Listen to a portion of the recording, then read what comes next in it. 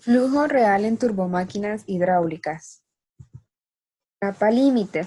El concepto de capas límite es importante en toda la dinámica de fluidos. La capa límite es una capa de fluidos cercana a la pared donde los efectos viscosos no pueden ser despreciados. La capa límite es la región donde se efectúa la transición entre las velocidades de flujo libre y aquellas de la pared. Las capas límites pueden ser laminares, movimiento uniforme, irregular, o turbulentas, movimiento irregular y no estacionario, dependiendo del número de Reynolds. Las características básicas de todas las capas límite laminares y turbulentas se muestran en el flujo revelado sobre una placa plana. Las etapas de la formación de la capa límite se muestran en la siguiente imagen.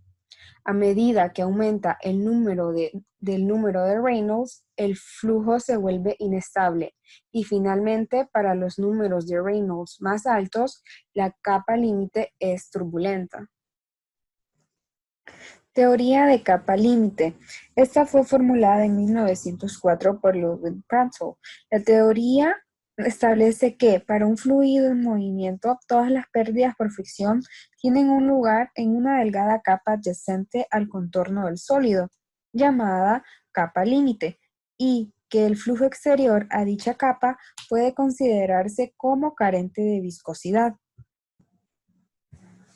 Los efectos viscosos en las turbomáquinas hidráulicas.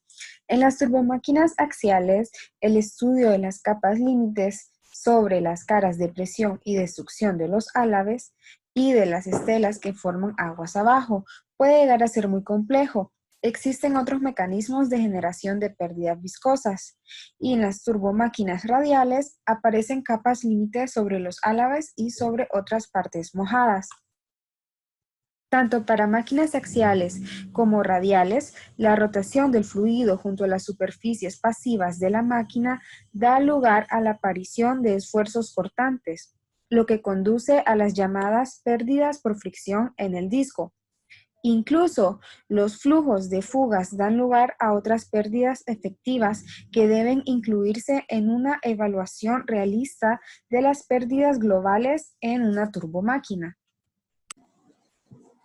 Ecuaciones del movimiento de medio.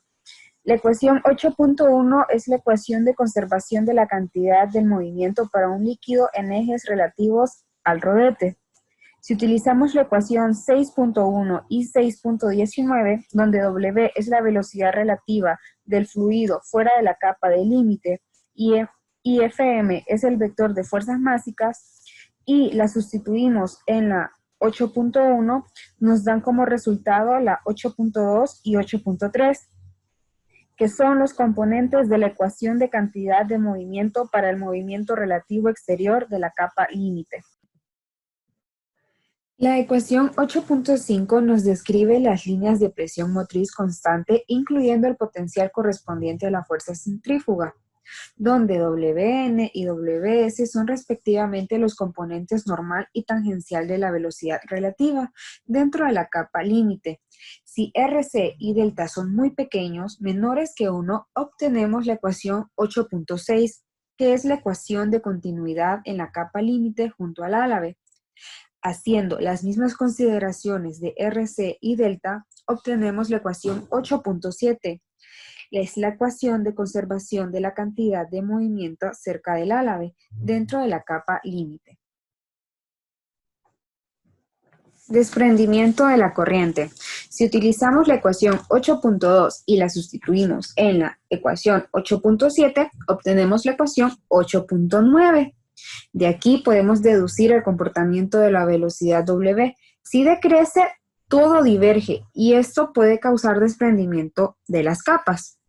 Con la ecuación 8.10 definimos que todo el fluido que salga del canal del álave sea igual o mayor al que entra. Flujo en las paredes laterales del rodete. Las paredes laterales son aquellas con las que rozan las orillas del rodete y en estas pueden haber capas límites, y esta se rige por la ecuación 8.13. Otros flujos secundarios. Existen fundamentalmente dos tipos de flujo rotacional que pueden estar presentes en la entrada de una bomba centrífuga. Uno de ellos es la prerrotación y el otro es el flujo de pérdidas que pone en contacto la impulsión con la aspiración de la bomba.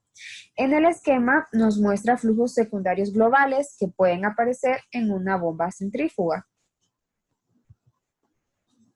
Flujos secundarios en las paredes de los álabes. Si hacemos un cambio de coordenadas cilíndricas, el vector de fuerza másica nos queda de la forma de la ecuación 8.16. Introduciendo las fuerzas másicas, la componente radial de la ecuación de la conservación de la cantidad de movimiento puede ponerse como la ecuación 8.19. Si suponemos que el vector WR es igual a 0, o sea, un plano bidimensional, y que la velocidad de arrastre es igual a omega por R, reescribimos las ecuaciones como 8.21.